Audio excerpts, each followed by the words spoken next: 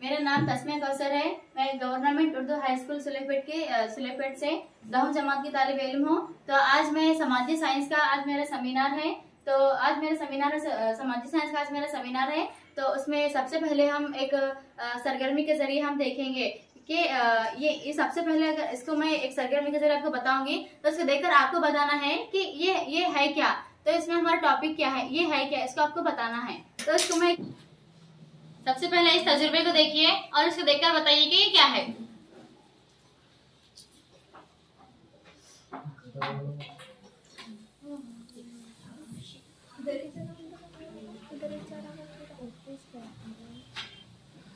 देखिए आपको नजर आ रहा है ये? क्या आप इसको देखकर बता सकते हैं ये क्या है? आतिशफिशा। ये क्या है? कुदरती जी, जोर से बोलिए। हाँ, तो आज का हमारा अनुमान है, आज का मेरा सेमिनार है हिंदुस्तान की कुदरती आफत। तो हमारे हिंदुस्तान में कुदरती आफत, बहुत से कुदरती आफत हैं, तो उसके बारे में आज हम मुताला करेंगे, उसके बारे में आज हम जानेंगे। अब हम हिंदुस्तान के कुदरती आफत का इसमें मुताला करेंगे। इसमें हम सबसे पहले जानेंगे कि कुदरती आफत क्या है, कुदरती आफत के मानी क्या है और कुदरती आफत कौन कौन से हैं। इसमें सबसे पहले साइक्लोन या तूफान को साइक्लोन भी कहा जाता है। सैलाब, सुनामी, जिस तरह अब हम तजुर्बे के जरिए देखें, आतिशफिशा,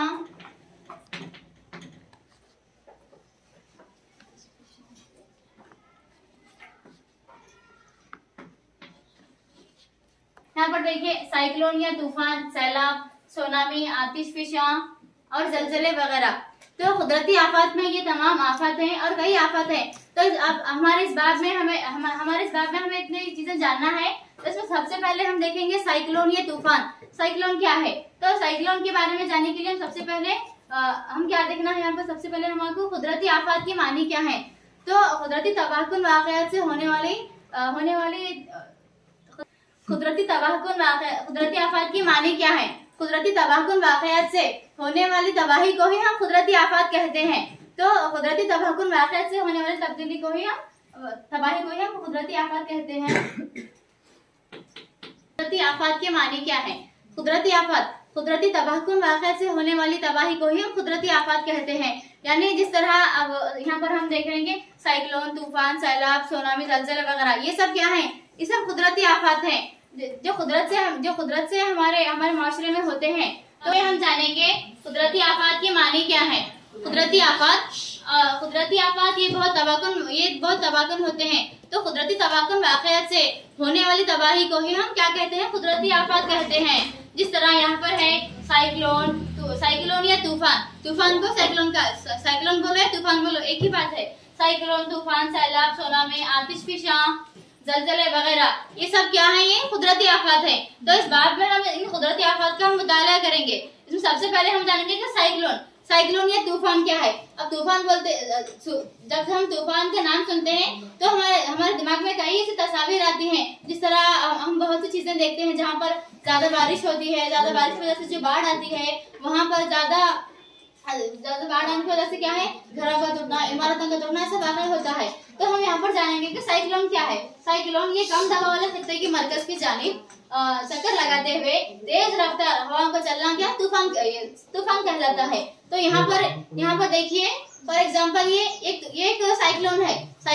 इसकी शुरुआत खलीज बंगाल में हुई है और ये कम दबाव वाले खित्ते की जानिब जैसे ये राउंड से चक्कर लगाता।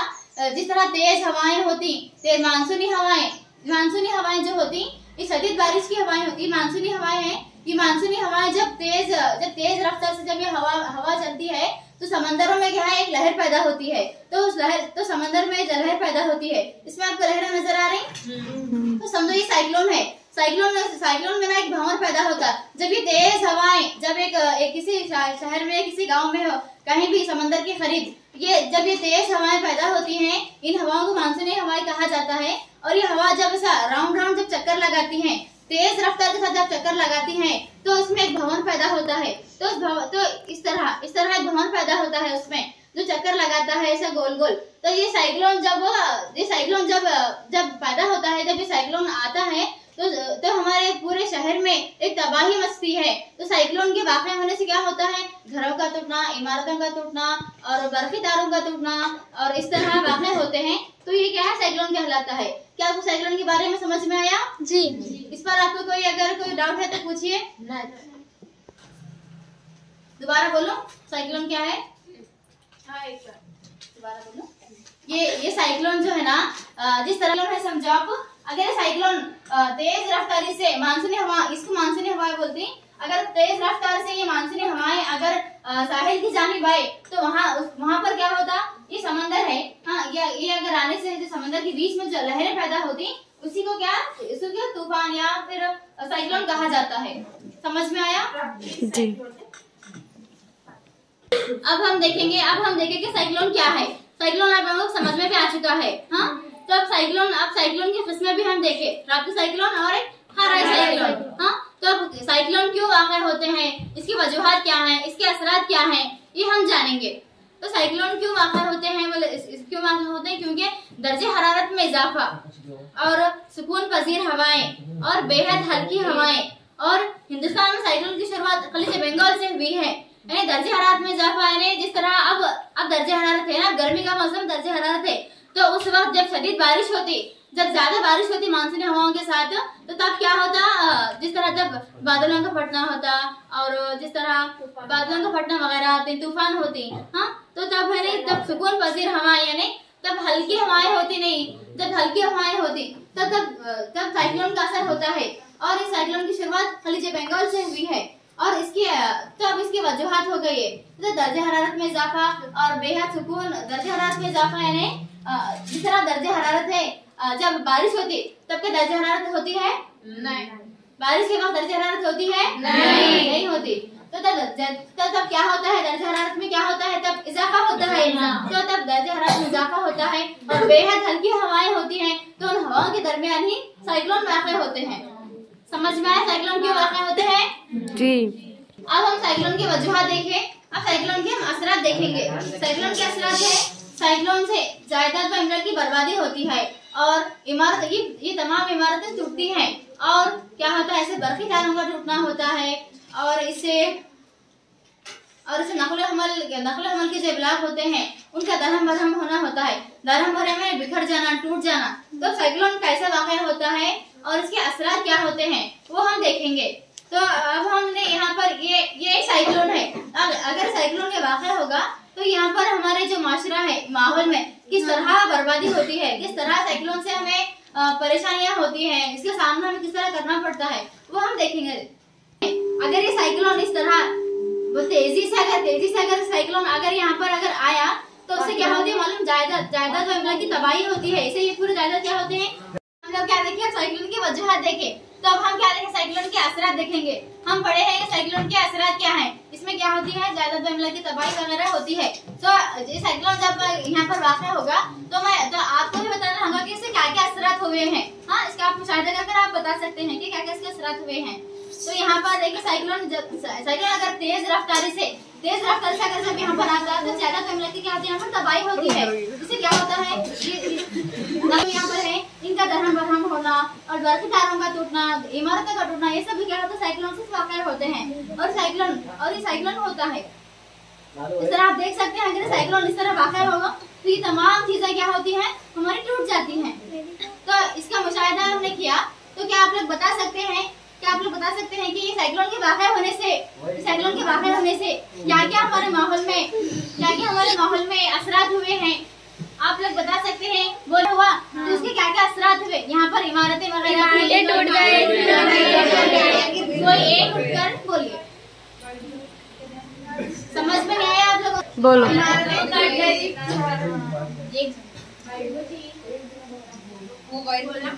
साइक्लोन में क्या क्या वाक़यात हुए देखिए। अब हम इसके असरात देखेंगे, साइक्लोन के असरात क्या होते हैं। तो यहाँ पर देखिए जिस तरह साइक्लोन तेज रफ्तार से वाक़या होता है तो इसके असरात देखिए आप लोग किस तरह इसके असरात होते हैं।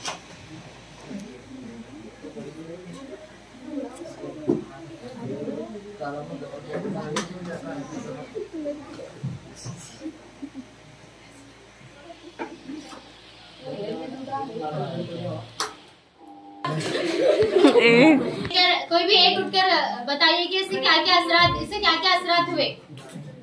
साइक्लोन के जो भी असरात, यहाँ पर साइक्लोन वाक़या हुआ तो अब इसको देखकर आप शायद अगर आप अपनी जबान में ही बताइए, जरूरी नहीं किताबी लफ्जी हो, आप अपनी जबान में बताइए कि साइक्लोन के असरात क्या क्या हुए। यहाँ पर साइक्लोन के असरात ये हुए कि यहाँ पे इमारतें टूट के गिरी, दरख्तें गिरे और बरक़ी खंबे जो रहते वो भी तारे जो टूट के गिरे, और जो कारा वो जो रोड पे आते जाते बसें वो रहते वो भी पूरे उल्टे पुल्टे हो गए साइक्लोन।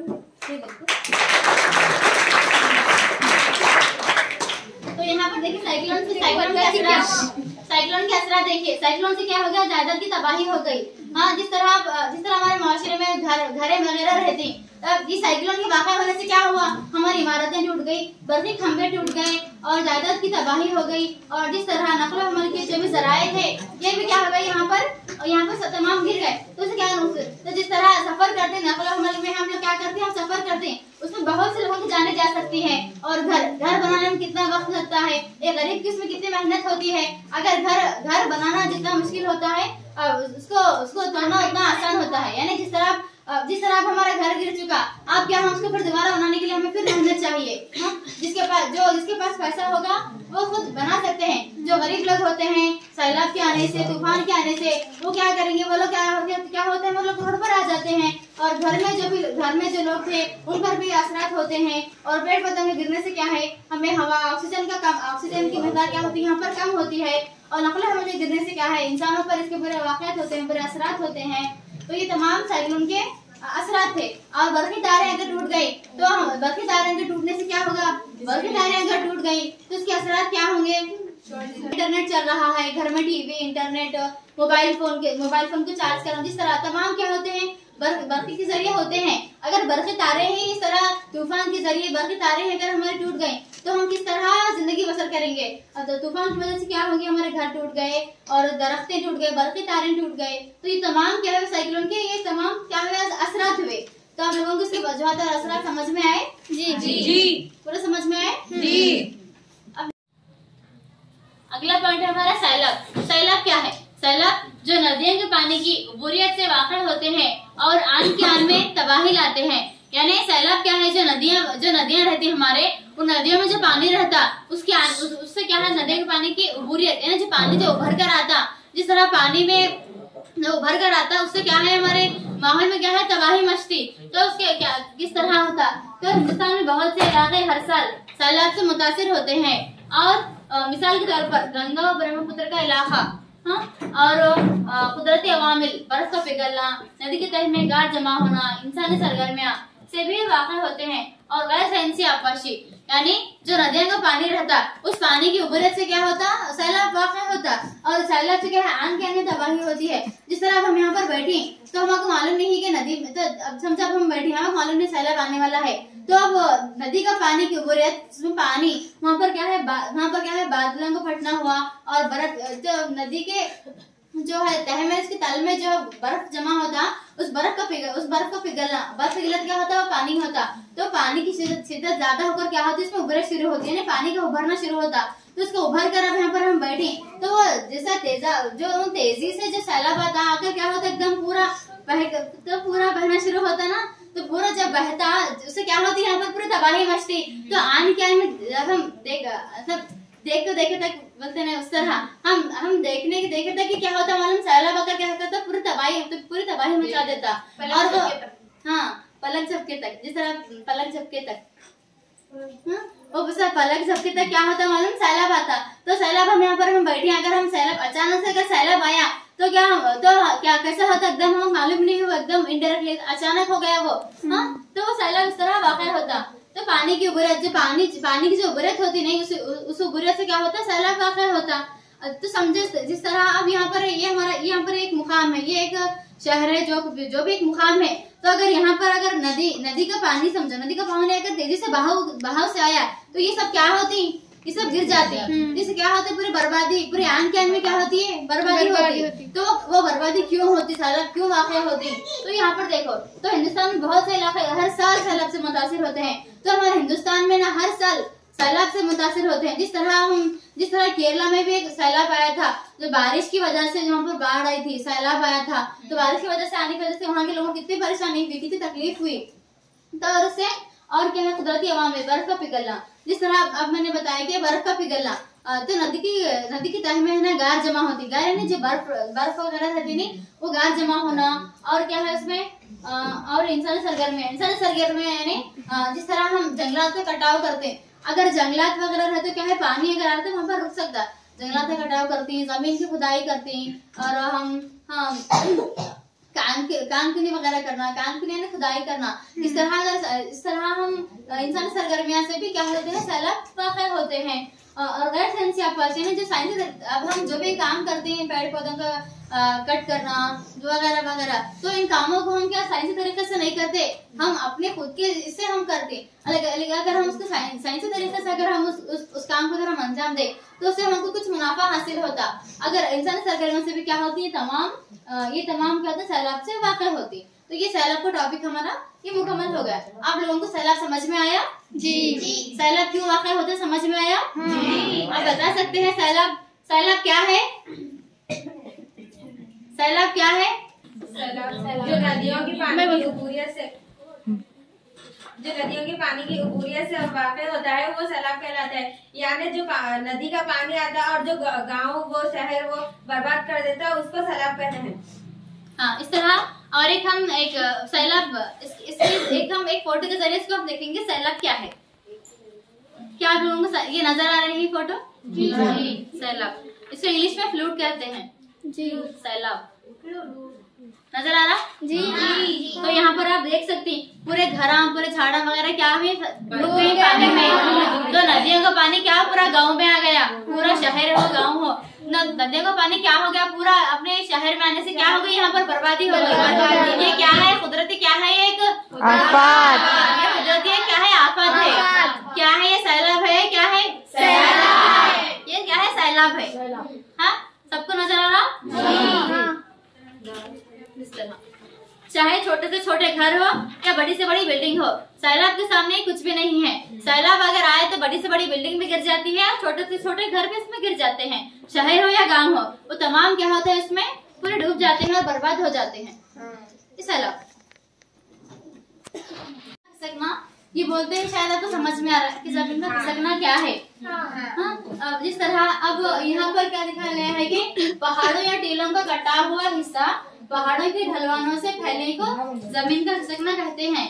यहाँ पर किताबी लफ्ज में है, तो इससे क्या हो रहा है, आपको थोड़ा समझ में आ रहा है, थोड़ा समझ में नहीं आ रहा है ना।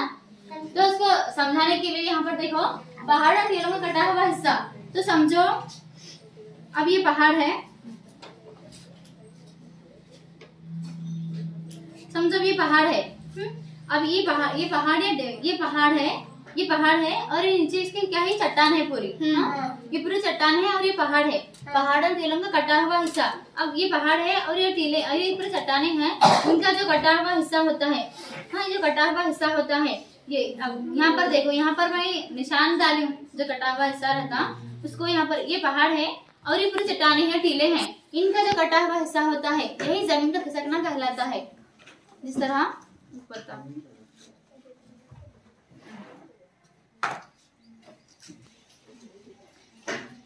अब समझो यहाँ पर ये जो है, ये पहाड़े हैं। हाँ, ये पहाड़े हैं, नीचे क्या है, ये पूरे चट्टाने हैं, ये पूरी जमीनें हैं। हाँ, ये पहाड़े और इनका जो भी कटा हुआ हिस्सा रहता, अभी समझो, अभी यहाँ पर ये है, मौजूद है। अब इनका जो भी अब यहाँ पर इनका जो कटा हुआ हिस्सा है, यही जमीन का खिसकना कहलाता है। तो जिस तरह अब यहाँ पर जिस तरह समझो, अब ये एक पहाड़ है। हाँ, ये पहाड़ है और ये क्या पूरी सतह जमीन है। हाँ, और ये इनका अब इससे जो है, इनका अब समझो इतना हिस्सा ये कट गया। हाँ, ये इतना हिस्सा कट गया, तो इसके बीच में क्या होती है, दरार होती है। ये क्या हुआ, ये एक जमीन का खिसकना हुआ। और यहाँ पर देखो, ये समझो ये पहाड़े हैं और ये टीले हैं और ये सड़कें हैं। हाँ, ये पहाड़े हैं और ये टीले हैं, इनका जो कटा हुआ हिस्सा होता है, यही क्या कहलाता है, जमीन का खिसकना कहलाता है। यहाँ पर आप देख सकते हैं जमीन का खिसकना, नजर आ रहा है आप लोगों को? हाँ जी। जो ये कटा हुआ हिस्सा है यानी ये पहाड़ और ये ढलवान का जो ये पहाड़ है और इनका जो सतह जमीन का जो ये हिस्सा है ये सड़क गया यानी यहाँ से पर ये कट गया तो यहाँ पर क्या हुआ इसके बीच में दरार पड़ गई यानी बीच में से ही क्या हुआ ये एकदम इस तरह बीच में से प्रॉपर बीच में से सिरे गया तो यहाँ पर मेन तो ये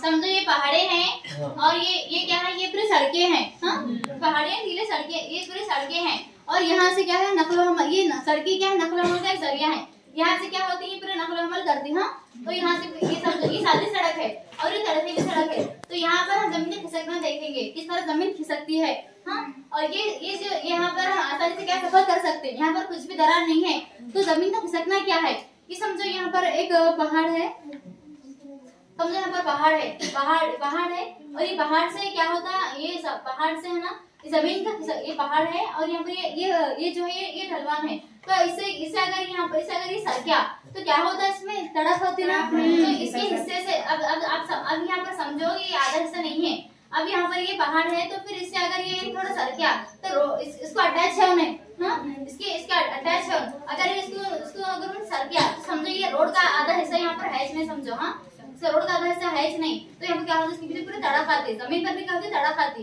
तो ये जमीन क्या है पहाड़ों से पूरी तड़के गई है और ये जो नकला हमल का जो रास्ता है वो रास्ते में पूरी तड़क आ चुकी है तो ये क्या हुआ जमीन का खिसकना हुआ यानी जमीन यहाँ से क्या हुई खिसकी जिस तरह जलजले होते हैं जलजले से भी जमीन में दरार होती है जिस तरह समझो भी हमारी जमीन है जलजले होने से क्या होता है जमीन में ऐसी दरारें होती ना इस तरह रोड पर दरार गिरी है दिखाई दे रहा है आपको तड़क होने के बावजूद क्या हम सफर कर सकते हैं इस पर नहीं सफर कर सकते हैं या नहीं कर सकते सफर नहीं कर सकते तो ये क्या हुआ मालूम है जमीन का खिसकना हुआ समझ में आ गया आपको ये जो है ये जमीन का खिसकना हुआ तो जमीन का खिसकना और इसकी कुदरती वजूहत क्या है समंदरी लहरें साहिली चट्टानों की तह को ढलवाने की जानिब टकराने से शदीद बारिश और जलजले वाक़ई होते हैं यानी जिस तरह अब बताइए समंदरी लहरें किस तरह आती है तो समंदरी लहरें आने की वजह से समंदरी लहरें क्या होते हैं चट्टानों की तह को जब उनके ढलवानों को टच करते हैं इनको जब छूती है ना जब शदीद बारिश होती है ज्यादा बारिश होने के बाद क्या होती है समंदरी लहरें क्या करती हैं ज्यादा बारिश हुई समझो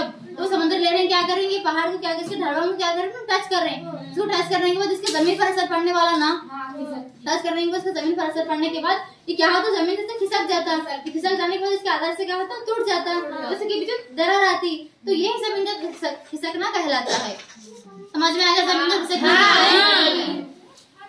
जमीन का खिसकना किसे कहते हैं अब हम जमीन का खिसकना देखें उसके बाद हमारा अगला पॉइंट है समंदरी साहिल का कटाव हिंदुस्तान में साहिली कटाव समंदरी लहरों और बहरी हवाओं के सबब होता है और ये नहीं हिंदुस्तान में जो साहिली कटाव होता है वो समंदर की जो लहरें होती हैं जो बड़े बड़े समंदर होते हैं उनकी जो लहर होती है उन लहरों से और बहरी हवाओं से यानी जो बहरी यानी पानी जो पानी की जो हवाएं होती और पानी की जो बड़े बड़े समंदरों की जो लहरें होती उन लहरों से और उन पानी की उन हवाओं से क्या होता है समंदर साहिल का क्या होता है कटाव होता है समंदर साहिल का क्या होता है कटाव होता है और उसके वजूहात क्या है बोले तो जुनूब मगरिबी मानसूनी हवाएं जुनूब मगरिबी मानसूनी हवाएं यानी जो ज्यादा बारिश की जो ज्यादा ठंडे हवाएं होते हैं उनको क्या मानसूनी हवाएं कहा जाता है तो हिंदुस्तान में होती इन हवाओं से क्या होता है हिंदुस्तान में जो मगरिबी साहिल है उस साहिल को क्या होता है इसे कटाव होता है तो ये क्या है समंदर साहिल में क्या कहलाता है कटाव कहलाता है तो समंदर साहिल का कटाव समझ में आया जी तो हिंदुस्तान में साहिली कटाव ये एकदम इजी है एकदम सिंपल सेंटेंस पे है इसको ज्यादा समझने की जरूरत भी नहीं है तो हिंदुस्तान में जो साहिली कटाव होता है वो समंदरी लहरें और बहरी हवाओं से जो समंदर है समझो ये समंदर की जो लहरें होती हैं उन लहरों से और उन फिजा से उसकी जो हवाएं होती हैं जो बहरी जो भी हवाएं हैं उन हवाओं से क्या होता है साहिल का क्या होता है उनके सबब कटाव होता है तो हमारे हिंदुस्तान में मगरबी साहिल का कटाव किस तरह होता है बोले तो उसमें उन जुनूब मगरबी मानसूनी हवाएं जो मानसूनी हवाएं होती हैं उन हवाओं से क्या होता है हमारे मगरबी साहिल का क्या होता है कटाव होता है तो साहिल का समंदर साहिल का कटाव अगर आपको अगर एग्जाम में अगर आया था तो इस तरह उसको लिखना फिर साहिल का कटाव ये हो गया। नेक्स्ट है ड्राफ्टी साइक्लोन क्या है ये बड़े तबाहकुन होते हैं और अक्सर ये शुमाल मशरिक हवाओं के मौसम के दौरान खलीज बंगाल में वाक़ होते हैं और ये तमिलनाडु, आंध्र प्रदेश, उड़ीसा बड़े तबाहकुन होते हैं। तबाहकुन के माने बड़े तबाह कर देने वाले, ये बहुत तबाहकुन होते हैं। और ये ट्रॉपिक साइक्लोन जो होता है सब में तबाहकुन साइक्लोन है, ये तूफान नहीं, ये बहुत बहुत भयानक तूफान होता है। इससे क्या होता है मालूम, समुद्र साइक्लोन का क्या होता है, इससे कटाव भी होता है। और ये अक्सर शुमाल मशरिक हवाओं के और ये इसमें खलीज बंगाल से वाक़ई होता है। और ये शुमाल मशरिक हवाओं के मौसम के दौरान होता है। जो हवाएं जो भयानक जो हवाएं आती है, उन हवाओं के दौरान ये ट्रॉपिक साइक्लोन क्या होता है, वाक़ई होता है। और ये बड़ा तबाहकुन होता है। और ये खलीज बंगाल में ट्रॉपिक साइक्लोन क्या होता है, वाक़ई होता है। और ये साहिल की भी कटाई करता है। और उड़ीसा के साहिल की, उड़ीसा के साहिल की, और तमिलनाडु की, और आंध्र प्रदेश, उड़ीसा, इन साहिलों से क्या करता है ट्रॉपिक साइक्लोन, कटाई करता है। तो ये ट्रॉपिक साइक्लोन तो ये यहाँ पर ये हो चुका है, ये ट्रॉपिक साइक्लोन खत्म हो गया। तो ट्रॉपिक साइक्लोन के बारे में आपको समझ में आया जी? ये ट्रॉपिक साइक्लोन का काम क्या, ये ट्रॉपिक साइक्लोन क्या करता है, समंदर साइक्लोन की क्या करता है, कटाई करता है। और ये कहाँ पर वाक़ई होता है, खलीज बंगाल में इसकी पैदाइश है, खलीज बंगाल में है ये शुरू हुआ है। हाँ, और ये कौन कौन सी रियासतों के साहिल पर कटाव करता है, उड़ीसा की ज्यादा है, मध्य प्रदेश, तमिलनाडु, आंध्र प्रदेश, उड़ीसा,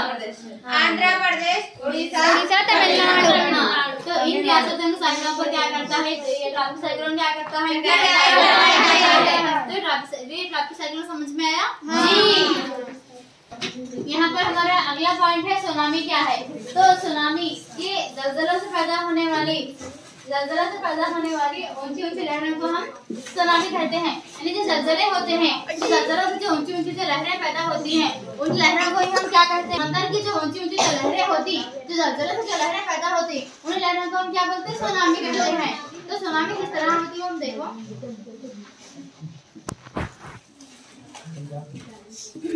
यहाँ पर आप देख सकते हैं सुनामी दिखाई दे रहा। तो ये क्या है, पानी की लहर है, ये ऊंची लहर है एकदम, इसकी ये लहर इस तरह इस तरह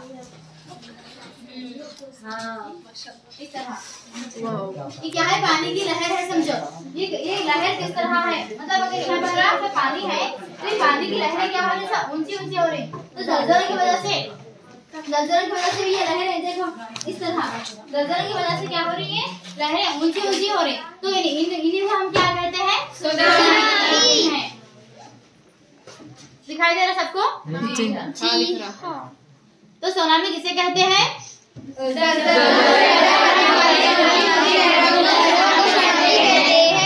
हाँ।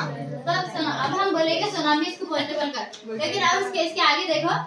और ये सुनामी जो है, ये हिंदुस्तान में सुनामी जो समंदर साहिल का कटाव होता है, ये सुनामी से क्या होता है मालूम, जो समंदर जो साहिल होते हैं, उन साहिलों को क्या होता है, कटाव होता है।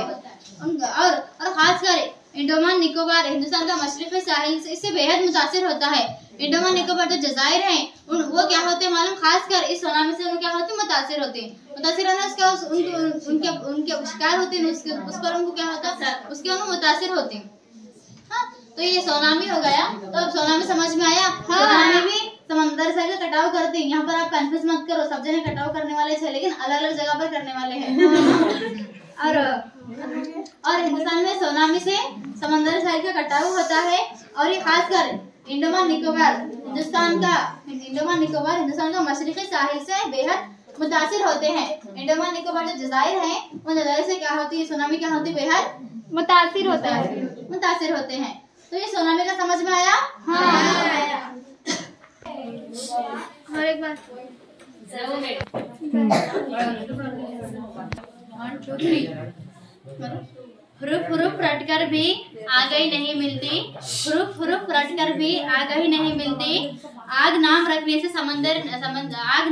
से रोशनी नहीं मिलती, आग नाम रखने से रोशनी नहीं मिलती। और आदमी से इंसान तक आओगे तो समझोगे, क्यों चिराग के नीचे रोशनी नहीं मिलती।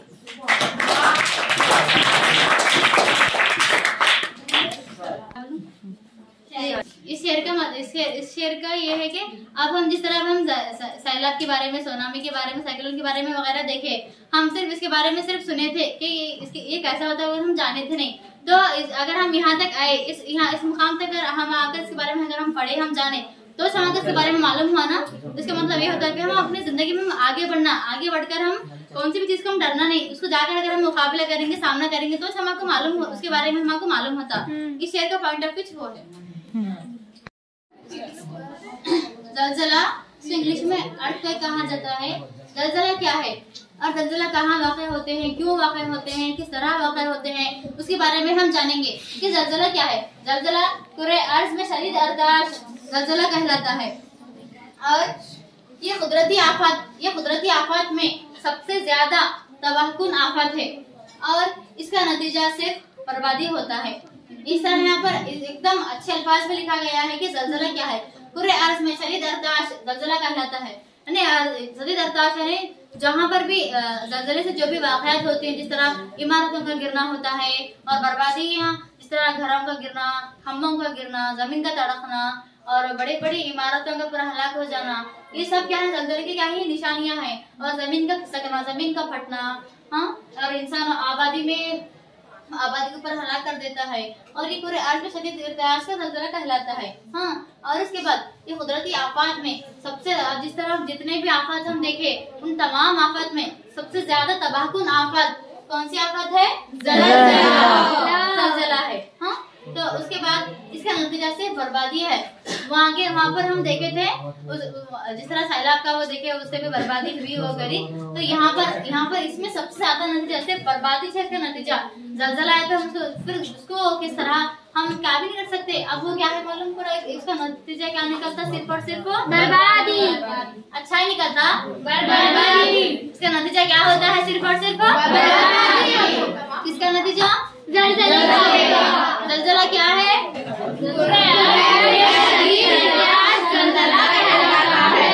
और जलजला किस तरह होता है, इसके लिए मैं आपके लिए एक बेहतरीन मॉडल बनाकर लाई हूँ। और जलजला किस तरह होता है, किस तरह वाक़ होता है और जलजले से क्या होता है, उसको हम देखेंगे, हम बाद में देखेंगे। ये जलजला किस तरह होता और कैसा होता, इसके लिए मैं एक मॉडल बनाई हूँ। और जलजला किस तरह होता हमें देखेंगे, एक मुशाहिदा के जरिए हम इसको देखेंगे। तो आप गौर कीजिए कि जलजला जब होता है तो उस वक्त हालात कैसे होते हैं। जलजले से जो है ऐसे वाक़यात होते हैं जिससे इमारतें तमाम इमारतें गिरती हैं और नक़्ल अमल। जलजला कैसे वाक़ होते हैं, क्यों वाक़ होते हैं और जलजला के वाक़ होने के बाद क्या क्या असरात होते हैं और उससे क्या हमें किस तरह उससे मुतासिर होना पड़ता है, उसको हम देखेंगे। एक एक्टिविटी के जरिए इसको हम देखेंगे। तो आइए आप बगैर इसका मुशाहिदा कीजिए। तो यहाँ देखिए जलजला किस तरह वाक़ होते हैं। जलजले से क्या होता है हमारे क्या है, जलजला कहलाता है। तो उसी तरह अब हम देखें कि जलजला कैसे वाक़ होता, तो उसके असरात क्या हैं, उसके वजूहात क्या हैं। देखो उसके असरात हैं कि जलजला होने की वजह से क्या क्या हुआ, यहाँ पर पूरे आवाम बिगड़ गई, पूरी बर्बादी हो गई, पूरी आबादी में क्या पूरा हलाक हो गया और पूरी इमारतें गिर गई और बरक़ी खंभे गिर गए और सड़कों में सड़कें आ गई। और जलजले की वजह से यहाँ पर आप देख सकते हैं कि हमारी जमीन को सबसे बड़ा असर इसका हमारी जमीन पर होता है। तो जलजले भी जमीन से ही वाक़ होते हैं। वाक़ होने से क्या होता है, हमारी जमीन में तड़ा खाता है और घरों में तड़ा खाती है, घरें गिर जाते हैं। और जमीन में तड़ा खाने से क्या होता है, जमीन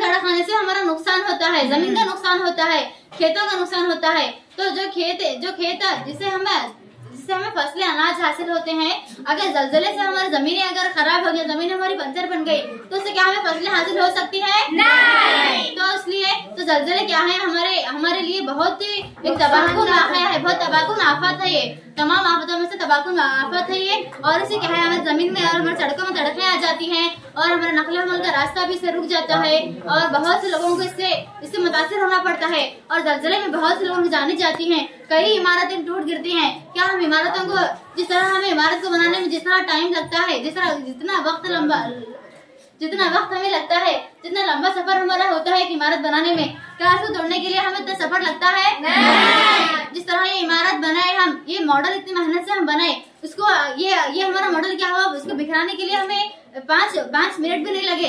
तो सिर्फ मालूम यह होता है कि हम मेहनत जब करते हैं तो कामयाबी की तरफ हम चलते हैं, तो हमें ऐसे बहुत सी मुश्किलात का हमें सामना करना पड़ता, तो उसकी वजह से हम क्या रुकना नहीं। हम जिस तरह अभी इमारत गिर गई तो इमारत गिर गई बोलकर हम बैठना नहीं और मेहनत करना। ऐसी और कई इमारतें हम क्या करना, हम दर्ज करना। और सबसे पहली बात, जलजले वाक़या में हम देखें तो क्या हम खामोश बैठते हैं? हम जलजलों को देखकर हम खामोश बैठ सकते हैं? इसके खिलाफ हम इक़दाम उठाना। जलजले को रोकने के लिए हम क्या करना, तरक्की करना। जलजले को रोकने के लिए कई इक़दाम है, तो इन इक़दाम उठाने के लिए हमको क्या हासिल होना, हम तालीम की जरूरत होती है इसके लिए। हाँ, अगर हम तालीम हासिल करें, अगर हम पढ़े, तो हम क्या कर सकते हैं, जलजलों को रोकने के लिए हम क्या कर सकते हैं, साइंसी तरीके से क्या कर सकते हैं, उसकी इक़दाम हम क्या करते हैं, उठा सकते हैं। तो उसकी इक़दाम क्या है वो हम देखेंगे आज। तो जलजला होने से क्या क्या वाक़यात व असरात समझ में आए आपको? जी। अगर ये एक्टिविटी इसलिए की गई है कि अगर आपको एग्जाम में अगर कोई सवाल जलजले के ऊपर आ गया या इस लेसन में किसी भी सवाल पर अगर आपको आया, तो आप इस मॉडल को अपने ध्यान में रख लीजिए। इस मॉडल के तहत आप अपना जवाब लिखिए। हाँ, अब जलजले को रोकने के लिए कई इक़दाम है और उन इक़दाम क्या है बोलकर हम देखेंगे। तो जलजले से कम हल्के में रिहायशी इमारतों की तामीरी पर पाबंदी। जलजले से यहाँ पर देखिए, जलजले से कम हल्के में रिहायशी इमारतों की तामीरी पर पाबंदी। तो जिस तरह यहाँ पर देखिए ऊंची ऊंची इमारतें जो यहाँ पर हम नीचे बनाए थे, तो ये इमारतें ऐसी इमारतों पर क्या करना, हम पाबंदी करना। हाँ, जहाँ पर जो जलजले का जो खिता होता है, जो हल्का होता है, जो मैदान होता है। अब यहाँ पर आजकल हम देखते हैं कि जो खाली जो फ्लैट्स रहती हैं, जो खेतों की जमीनें रहती हैं, वो तमाम क्या कर रहे हैं आजकल लोग, क्या कर रहे हैं, उसके फरोख्त कर क्या कर रहे हैं, यहाँ पर सनतें तामीर कर रहे हैं, घरें वगैरह तामीर कर रहे हैं। तो उस तामीरात पर क्या करना, हम अपनी हम पाबंदी करना। अब देखो हर जगह हम फैला दिए घर, तमाम जगह हम घर बना दिए, तो जलजले आए तो हमारे तमाम घर क्या होती है, बर्बाद होती है, हमारी इमारतें क्या होती है, बर्बाद हो जाती है। तो ऐसी इमारत पर हम क्या करना, उस पर पाबंदी करना। पाबंदी करना नहीं करना, करना। उसके बाद देखिए, जलजले से महफूज रखने वाले इमारतों की तामीरी को फरोग देना।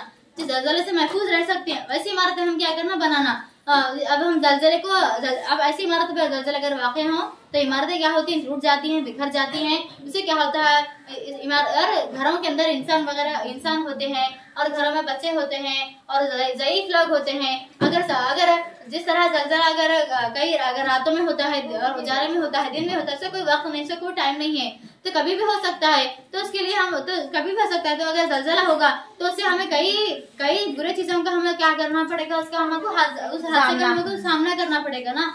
तो अब उसके लिए इक़दाम है। और थर्ड पॉइंट है, और जलजले से महफूज रखने वाली इमारतों की तामीर को फरोग देना। जो जलजले से हम जिससे हम महफूज रह सकते हैं, वैसे दर्जे की तामीराती अशिया का इस्तेमाल करना। जो आला दर्जे की जो भी तामीरात रहती हैं, जिस तरह अच्छे जो भी मजबूत जो घरें रहती है, वैसी चीजों को हम क्या करना उसमें इस्तेमाल करना। और जेर जमीन पानी के लिए खुदाई करने पर ममानत करना, यानी उस पर रोकथाम करना। हम जो हमारे जमीन पानी के लिए खुदाई की ममानत करना। अब समझो यहाँ पर हमारे पास ये जमीन है हमारी, हाँ, यहाँ पर क्या है, पानी होता है। तो हमारे पास लोग क्या करते हैं, पानी को रोकने के लिए कई इक़दाम उठाते हैं। जमीन की खुदाई करते हैं। जमीन की खुदाई करने से क्या होता है, जमीन खुदाई करने से जलजले वाक़ होते हैं। जमीन की खुदाई करना और क्या है, पानी, और इससे क्या है, पानी जब हम जहाँ पर पानी होता है वहाँ पर खुदाई कर क्या करते हैं लोग, पानी को जखीरा करने के लिए वहाँ पर खुदाई करते हैं। इसी तरह की चीजों से क्या करना, हम ऐसी चीजों को हम क्या करना, रोकथाम करना। और उसके बाद है यहाँ पर जलजले की शिद्दत वाले पहाड़ी इलाकों में शहरों की वसीयत पर पाबंदी अदा करना। हाँ, यहाँ पर देखो, जलजले की वसीयत है ना, वसी पर पानी के लिए खुदाई की ममानत करना, यानी जमीन पर पानी के लिए जो हम खुदाई करते हैं, उस खुदाई को हम क्या करना, रोकना। वैसे खुदाई को हम क्या करना, उस पर ममानत करना। हाँ, जिस तरह। और उसके बाद नेक्स्ट है, जलजले की शिद्दत वाले पहाड़ी इलाकों में शहरों की वसीयत पर पाबंदी अदा करना। यहाँ पर देखो, जो जलजले होते हैं, जिस तरह अब हमारा ये शहर है, ये शहर बढ़ता ही गया, तो वहाँ पर इलाके को जगह न मिलती ना, वो खाली इलाका अगर रहा, वहाँ पर जलजले अगर हुए तो उससे कोई ये नहीं होता। अगर यहाँ पर देखो, अगर जलजला हुआ, ये जितना मैदान था उतने में ही जलजला हुआ, यानी अगर ये खाली जो हल्का है, ये जो हल्का है, इसमें कुछ भी असर नहीं हुआ। जहाँ पर जो भी चीजें थी, जो भी ये थी, वहाँ पर ये क्या हुआ, ये तमाम क्या बर्बाद हुए। उसी तरह क्या हुआ, ये शहर की वजह अगर हम पूरा बढ़ा दिए तो ये पूरा बर्बाद होता था नहीं। ये शहर इतने में है, सिर्फ इतने को ये छुआ। अगर ये शहर की अगर हम पूरा बढ़ाते तो पूरा बर्बाद होता था। तो हम क्या कर रहे हैं, यहाँ पर जलजले, इसमें क्या कर रहे हैं, शहर की वसीयत को काम करो कर रहे हैं। इसके फैला जो शहर जो हमारा जो फैल रहा नहीं, जो जहाँ पर हम तामीर करना हमारा जारी है नहीं, उसको क्या करो कर रहे हैं, उस पर रोकथाम करो बोल रहे हैं, उस पर पाबंदी करो बोल रहे हैं। हाँ, उसका मतलब ऐसा नहीं कि घरा नहीं बनाना, पर पाबंदी। इसके बाद है कि जंगलात के कटाव और गहरी कानूनी को रोकना। यहाँ पर देखो, अगर जंगलात सुनो, अगर जंगलात अगर ज्यादा होंगे तो वहां पर अगर जलजले अगर वाक़ई होंगे तो भी हमारे माहौल पर असर नहीं पड़ता, ज्यादा असर नहीं पड़ता उसका। अगर कोई भी यहाँ पर देखो ज्यादा अगर यहाँ पर जंगलात होंगे तो डायरेक्टली उसका असर क्या है, जमीन पर होता, तो वहीं पर जो भी होना है वहीं पर होता, तो ज्यादा इमारत तक हमारी जगह तक नहीं आता वो। अगर तो वैसी चीजें तो इससे क्या होता है मालूम, जंगलात का कटाव और गहरी कानूनी पर रोकथाम, यानी जंगलात का कटाव, दरख्त का कटाव, पेड़ पौधे का कटाव और जंगलात का कटाव, वहां से जंगलात को हटाकर क्या करें, वहां पर भी सनतें तामीर कर रहे हैं, तो जंगलात का कटाव जिस तरह पेड़ पौधे वगैरह रहती है इनके कटाव करना, तो ये सब पर क्या करना, रोकथाम करना। गहरी कानूनी गहरी खुदाई, जिस तरह खोदते ना, क्या भी एक चीज है, क्या भी एक चीज बनाना रहा तो खुदाई करते ना, जंगलात में भी एक दरख्त कट करे, क्या भी करे, वहां पर खुदाई करना।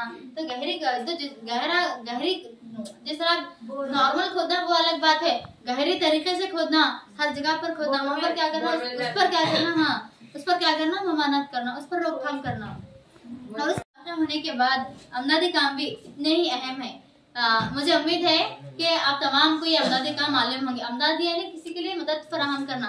अब यहाँ पर जलजला वाक़ई हुआ, हाँ ये एक शहर है, जिस तरह परसों गढ़ी के शहर में भी एक जलजला वाक़ई हुआ था, उसी तरह यहाँ पर एक जलजला वाक़ई है। तो वहाँ पर जलजला वाक़ई होने के बाद तहसीलदार अंजुम तबस्सुम मैडम आकर और उन लोग आकर क्या करे, वहाँ पर हमारे गाँव के लिए क्या करे, उन्होंने एक हिम्मत दिए और वहाँ पर जो लोग थे वहाँ पर उनके खाने के लिए उनको क्या करे, उन्होंने खाने का बंदोबस्त करे, वहाँ के लोगों को रहने का बंदोबस्त करे, जो भी गरीब लोग थे जिनके घर वगैरह टूट गए थे उनकी हेल्प करे, उनकी मदद करे। तो उसी तरह अमदादी काम यानी किसी की मदद करना। उसी तरह अब यहाँ पर एक जलजला आया, वाकई ये हुआ, तो उन लोगों के लिए हम मदद करना। उन लोगों के लिए हम क्या मदद करना बोले तो उसमें ग़िज़ा की फराहमी करना, उन लोगों को क्या करना, ग़िज़ा फराहम करना। अब यहाँ पर जलजला हो गया तो हमें कहाँ पकाना, कहाँ खाना, कैसा रहना, तो लोगों को अब जिस तरह समझो इस मुल्क में यहाँ पर जलजला हुआ, यहाँ पर नहीं हुआ, तो ये मुल्क वाले क्या करना, ये मुल्क की क्या करना है ना, मदद करना। जिस तरह ये ब्रांच वालों की तबीयत, मतलब ये ब्रांच वालों के बीच में कुछ भी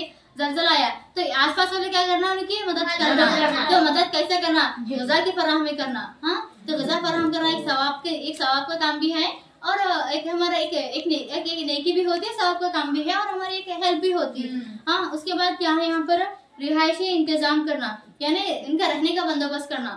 यानी यहाँ पर इनका घर टूट गया, ये हुआ, तो अभी कहाँ रहना, तो उनके लिए जिस तरह शेड वगैरह डालकर, जिस तरह हमारे पास शेड वगैरह डालकर यहाँ पर जो लोगों को रहने के लिए बोले थे, उसी तरह क्या करना, उनके घर टूटने के बाद उनका रिहायशी इंतजाम यानी उनके रहने का इंतजाम करना, उनकी और ग़िज़ा की फराहमी करना, और इसके बाद मुहलिक बीमारियों के फैलाव से आगाह करना। तब यहाँ पर वाक़ई है, तो यहाँ पर जिस तरह माहौल का उदाहरण से भी बीमारियाँ फैलती हैं, जिस तरह कोरोना वायरस का भी एक बीमारी फैली हुई है, तो यहाँ पर अब इन लोगों क्या है, अब सोशल डिस्टेंस यहाँ पर बरकरार नहीं कर सकते, यहाँ पर सब लोगों को मिलना पड़ता।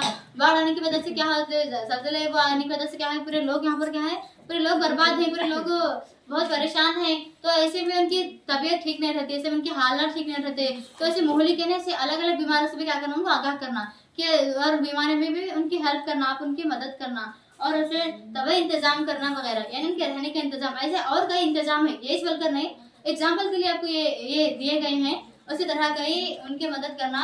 और इस लेसन से, और मैं उम्मीद करती हूँ कि आप तमाम को लेसन समझ में आया होगा, और कि आप इस लेसन से देखो, जलजले वाक़ई हुए, सैलाब वाक़ई हुआ, सुनामी, जलजले, सैलाब, आतिश फिशा हो गया वगैरह, जमीन का खिसकना, तो ये तमाम चीजें यहाँ पर तो आ गई थी। तो उसके बावजूद तो इसको रोकने के इक़दाम भी हैं और ये भी है। तो मेरा आपसे एक सवाल है कि अब जलजला हम देखें, जलजले को रोकने के इक़दाम भी हम देखें, क्या आपको जलजले को किस तरह रोका जा सकता है? क्या आपको इसके इक़दाम पता थे?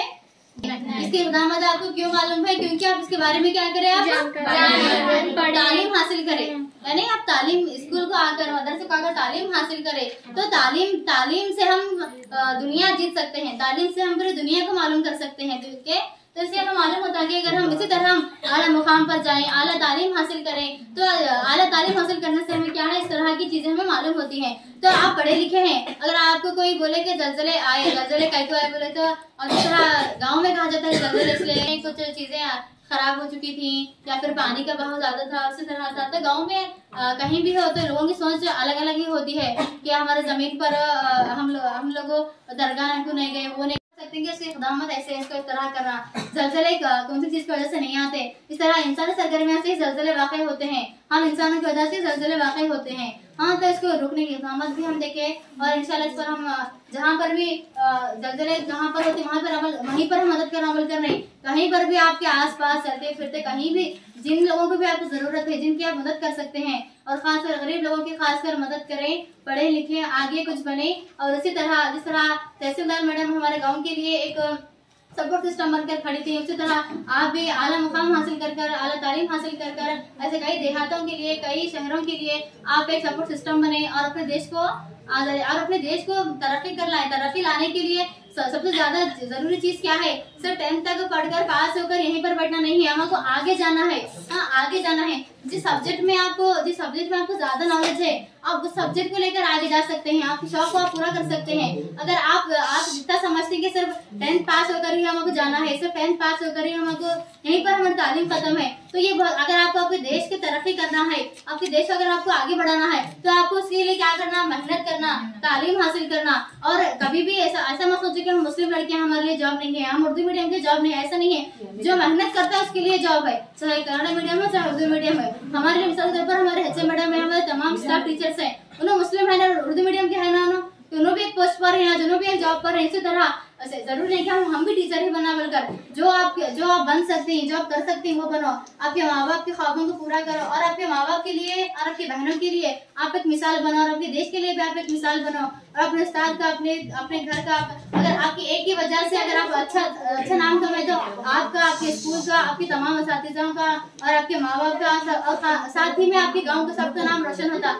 समझो, अगर आप तरक्की करें ना तो पूरी दुनिया आपके पीछे रहती, हर एक लोग आपके पीछे रहता। अगर आप तरक्की नहीं करें, सिर्फ हंसी मजाक में जिंदगी गुजारे, आप इतना समझ रहे हैं सिर्फ सर्टिफिकेट लेकर समाज जाना है, हंसी मजाक करे, नहीं पढ़े, ध्यान नहीं क्लास में नहीं ये करे, तो आपका रिजल्ट कम आया। आप तो उससे क्या होता है, आपको तकलीफ, आपको कुछ भी नहीं महसूस होता, आपके माँ बाप को महसूस होता।